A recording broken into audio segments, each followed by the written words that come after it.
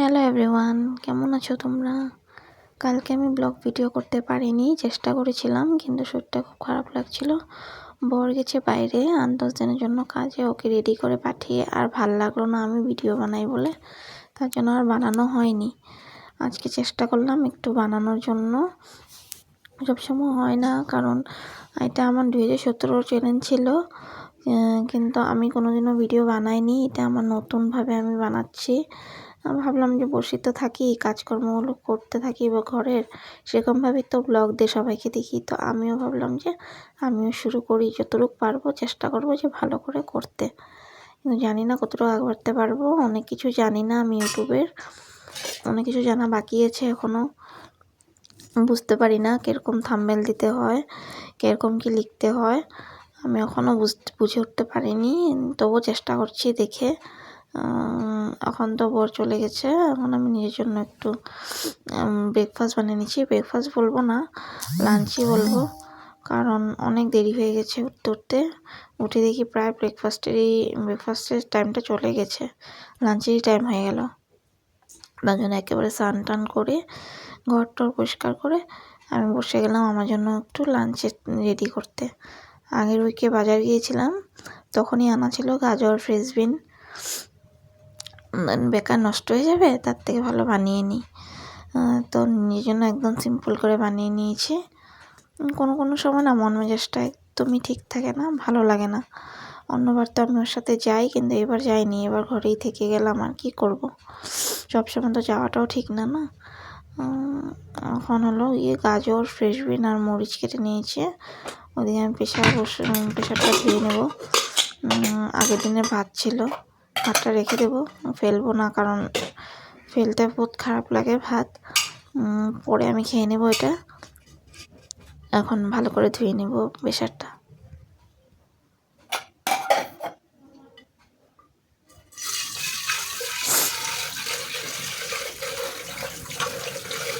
আমার নাকি সর্দি লেগেছে, তার জন্য একটু বলতে প্রবলেমও হচ্ছে।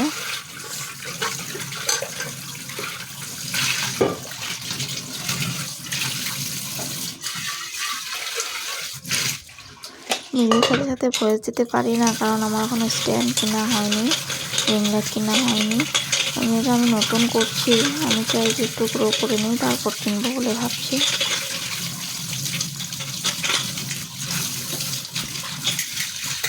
অনেকে অনেক কথাই বলে যে এসব বানানো ঠিক না, মানুষে হাসে, কিন্তু আমি যতটুকু জানি এই ঘরের কাজগুলো কি কাজ না?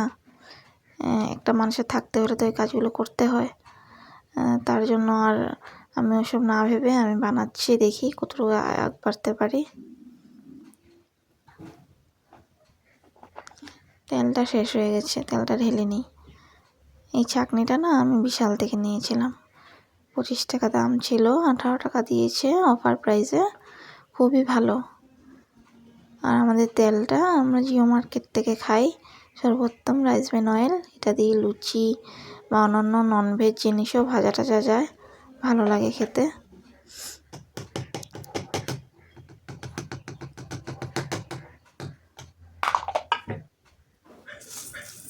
এটা চাল ধুয়ে নিই এখন, কারণ চালগুলো আমার ঘর থেকে দিয়েছিল আমি যখন গিয়েছিলাম। তো খুব ভালো চালগুলো খেতে, আর পোলাও খুব সুন্দর হয় বানালে, ঝরঝরা হয়।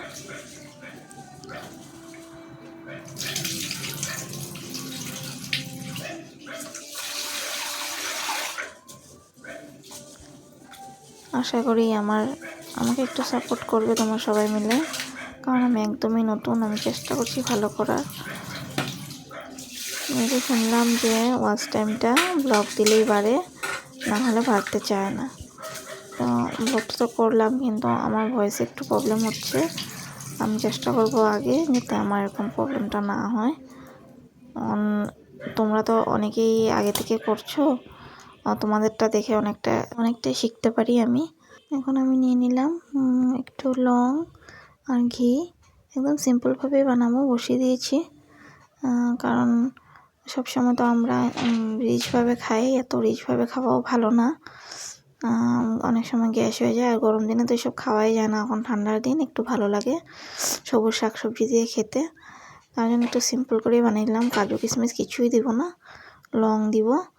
আর এদিকে ভাজা ভাজা হয়ে গেলে চালটা দিয়ে একটু ঘি, চিনি, লবণ পরিমাণ মতন দিয়ে, 1 চামচ যদি লবণ দেওয়া হয়, চিনি 2 চামচ মতন দিয়ে বসিয়ে দেব। একটু জল দিয়ে, আমি যেহেতু 1 গ্লাস নেব তো 2 গ্লাস জল লাগবে, দিয়ে বসিয়ে দেবো। বাস হয়ে গেলে খেয়ে নেব। যে লংটা করে ফুটে উঠলো, ভয় লেগে গেল আমার।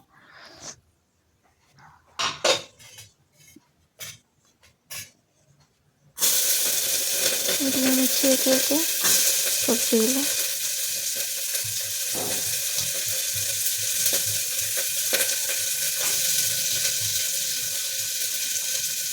ভিডিও বানানোটা না একদম আমার নিজস্ব একটা অভিজ্ঞতা। এটাতে আমার কারোর সাপোর্ট পাওয়া যাচ্ছে না, জানি না কেন। জানি না, গ্রো করতে পারলে হয়তো পাবো।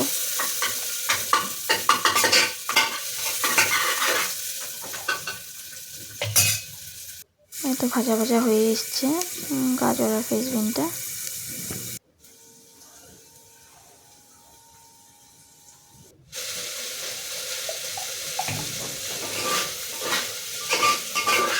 চালটা খুব একটা ভাজা করতে হয় না, বেশি ভাজা করলে আবার চালটা শক্ত হয়ে আসলে পোলাওটা ভালো হয় না।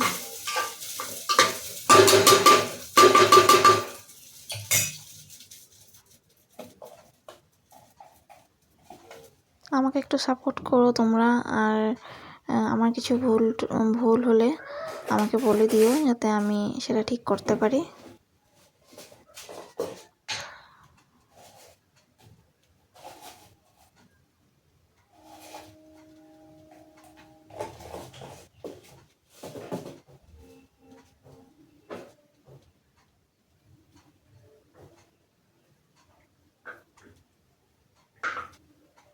একটু ঘি দিয়ে দিলাম। ঘি দিলে ভালোই লাগে, কিন্তু বেশি দিতে হয় না। বেশি দিলে জিনিসটা একটু মাখা মাখা হয়ে যায়, তখন গিয়ে দেখতে ভালো লাগে না। একটু ঝরঝরে থাকার জন্য অল্প করে দিতে হয়।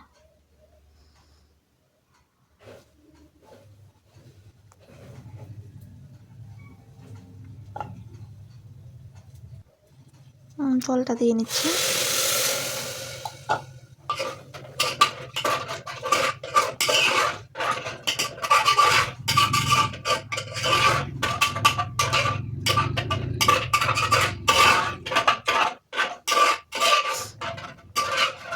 একা তো খেতে মন যায় না, কিন্তু খেতে তো হবেই। কে বলো একা থাকতে ভালোবাসে? কেউই বাসে না, কিন্তু পরিস্থিতির চাপে একা থাকতে হয়।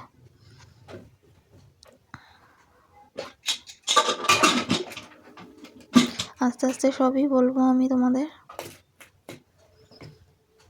তো হয়ে এসেছে প্রায়, সিটি দিয়ে দিয়েছে। ওদিকে বাঁধাকপির বড়া বসিয়ে দিয়েছি। কালকে বরকে বানিয়ে দিয়েছিলাম, যে ওটাই থেকে গেছিলো, তার জন্য আর ফালানো হয়নি, সেটা আমি বানিয়ে নিলাম, কারণ এখন ঠান্ডার দিন, নষ্ট হয় না। এই তো প্রেসারে একটু চাপটা বসার জন্য রেখে দিয়েছি। প্রেসারে চাপ বসানো হয়ে গেছে, এখন বেড়ে ফেললাম আমার জন্য, কারণ অনেক খিদে পেয়েছে। কালকেও খাওয়া হয়নি আমার সেরকমভাবে। একা একা খেতে ভাল লাগেনি, কারণ এই জন্য খাইনি। খেয়ে নিচ্ছি। খুব ভালোই হয়েছে, খারাপ হয়নি। ভালো লাগে ঠান্ডার দিনে এরকম করে বানালে। জানি না তোমাদের কেমন লেগেছে ভিডিওটা। কিছু ভুল হলে দেখে নিও, আমাকে জানিও, আমি শুদ্ধ করার চেষ্টা করব। এখানেই আমার ব্লগটা আমি শেষ করলাম।